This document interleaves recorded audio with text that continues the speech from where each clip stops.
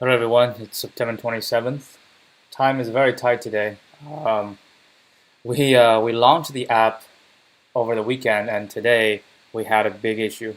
We didn't run the test very thoroughly, so when the students using their school email to register for our app, what happens is the email verification email sent by Firebase cannot land in their mailbox. It's mainly because the school email uses Outlook, Microsoft Outlook, and it kind of thinks the Outlook thinks the Firebase verification email is not just spam; it's just something that they don't want to land in their students' mailbox. So it completely blocked it. So we have a couple of users who try to use our app, but none of them can log in because the verification step just got stuck. And there's very little we can do. I mean, from the Firebase side, it's we thought that Firebase is able to handle everything, but they, for whatever reason, the email just cannot land in Microsoft Outlook. So we're searching for alternatives. We probably will go for a different email server, but probably will still go. So everything will go through Firebase. I mean, there are two strategies now going on. We can still do everything going through Firebase, but we are going to not use Firebase's email server to send the email, but use a third party to send the email, which is all for the better because Firebase doesn't really give us detailed statistics on like how many people receive the email or whether the email has been sent, whether the email has been received. Like all that type of data is not available on Firebase. So if we switch to a third-party email provider, then we'll be able to see all this data, but it's still going to be linked to Firebase. So the user will still trigger the email verification from Firebase, and Firebase will forward this request to the third-party email provider, and then they will send the email to the user. Now, hopefully, by doing this, the Outlook can give us a pass. But that's like just one way, right? If this still doesn't work, then most likely we'll have to handle the email verification ourselves, which the third-party email provider can do. But and again, I mean, it took us like a week last week just to get everything ready and publish the app. But it was on us that we didn't test thoroughly. I guess the one part that we didn't expect. We tested locally, like with Gmail, with other university emails, and they all work. But they all work because they're all based on Gmail, and this specific university they're based on Microsoft. So they have different policies, I guess. Anyway, so we have that a big heading in the morning, and then I have some homework due tomorrow. So, man, today is gonna be hectic, but we're still gonna do it because today's gonna be easy. So we're just gonna um, squash this as fast as we can. Oh, email address. I'm dealing with email addresses earlier today. Every valid email consists of local name, a domain name. Yeah, we're handling the domain name, separate by the arribo. I think this is called arribo. Besides lowercase letters, email may contain one or more dot and plus. Okay, Alice is the local name, this is the domain name. If you add a period between some characters in the local name, part of an email address, mail sent there will be forwarded to the same address without dots in the local name. Note that this rule does not apply to domain name. For example, this and this forward to the same email address. I see. So this basically just for human readable, right?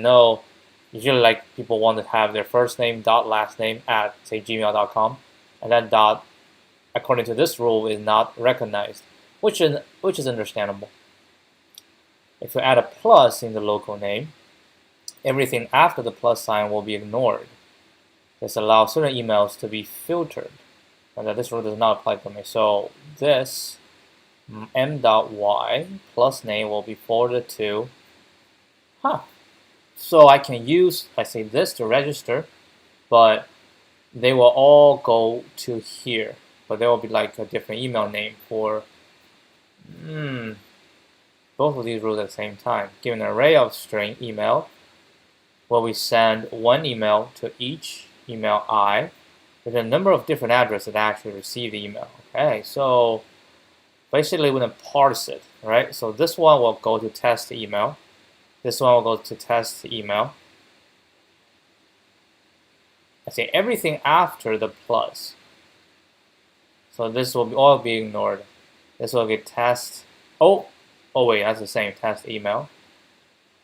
Oh, but this is a different domain name, so it's 2, right? So 2. They are all different because they have different front. Okay, so we have 100, 100, lowercase, plus, dot, and at.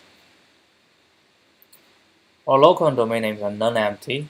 Local names do not start with a plus sign. Will the domain name have a plus sign? It's possible. Domain name can have a plus sign, like domain name has multiple dot sign, but the domain name containing plus sign do not have this rule. Basically, just saying if the domain names are different, then it is different. So basically, we're just gonna go. We're gonna parse each email address. We split based on at, so we can get a domain name, and domain name will be in its and will be the key. We're talking about a dictionary, right? Domain name is a key, and then the value will be a list, and then we parse the local name, right? So local name we are going to split based on plus, right? And then we take the first part, and then we're gonna replace all the dot with empty string. So that will be the final we're gonna put into the list. Okay. So I think this is fairly straightforward. Yeah, let's just get this one done real fast. Get this one done real fast. I mean, we already have a strategy, so we'll have a strategy. The rest is just we need to code it up.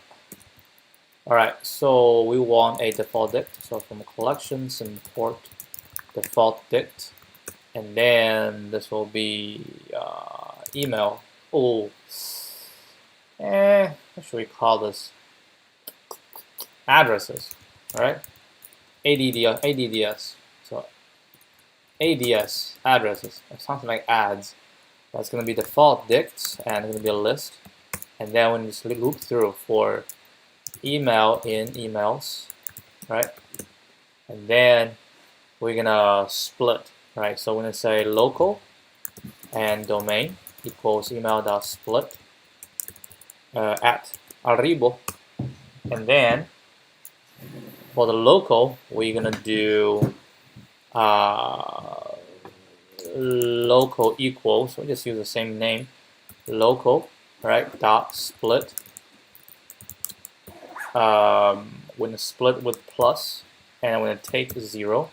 Okay, this is something I need to double check. What if I don't have plus? What's going to happen? Let's say A equals A, B, C, D, right? A, B, C, D. We'll say A dot split plus, I think it will just give me, what will this give me? Just first one. So this is cool.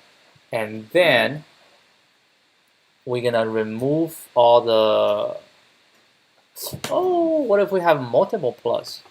That's fine. We take the first one because after the first plus, everything else is ignored. So we take this and now we're going to replace, right? We're going to replace old string. It's going to be dot. New is going to be empty string. Okay, let me see if it works. So let's say we have this, right? Let's say A equals this. A dot, let's say split, right? Split on plus. And we take the first one. After that, we're gonna dot replace dot, right? We replace dot with empty string. Yeah, I think it works. So here we have, and we don't have to assign it. We just say addresses, domain.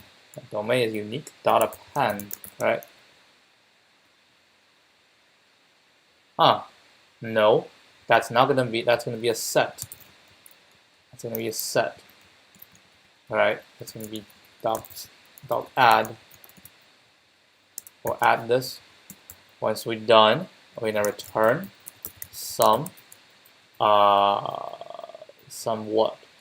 Some len value for add star values. Right. Okay. So let's check.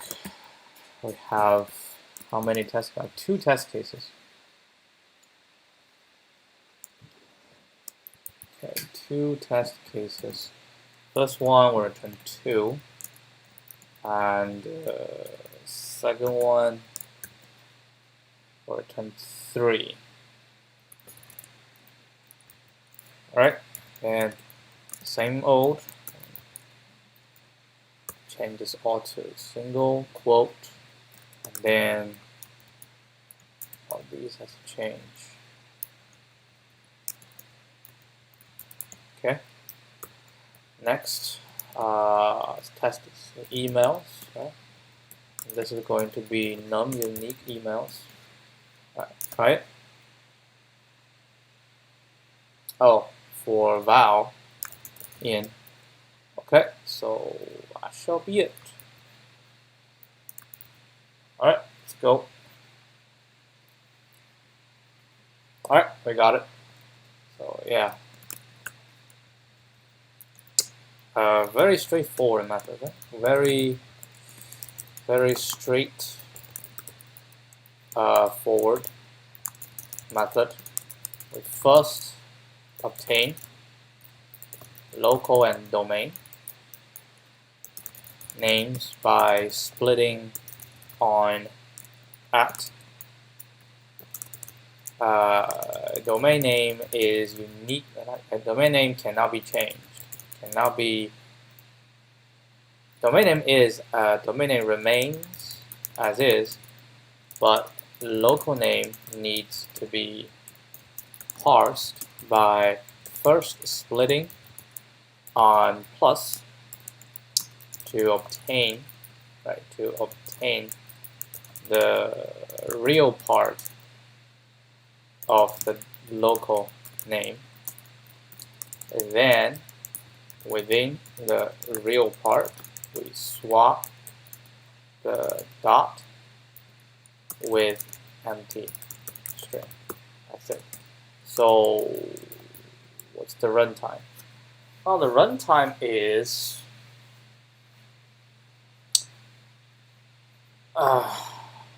runtime is let's say on. I think it's on because this is like email, right? We're splitting the email. That's the length of the email, and then within this is so it will be on. I'll say n is the total, right? Total number of letters in emails. So it's not the length of email, but total number of letters. Oh, shoot! I submitted twice. I don't know why I did that. Quite stupid. Anyway, so this one is 44 milliseconds. 95%.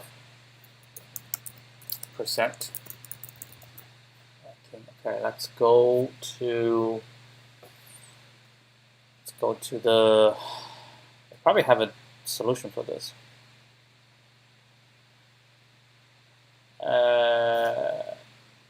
Oh man, it's happened every single time. Come on. Yeah, the laptop is slow. It's an old laptop, so give it some slack. Come on, load it. Oh, no description. So it's 929, right? 929. So LeetCode 929. Yeah, I think I submitted twice. Not supposed to do that. It's the exact same solution I submitted twice. I pressed the wrong button. Split then hash set. Yeah, I think that's normalize. Yep, that's about it. All right, and we're done. I'll see you guys tomorrow. Adios.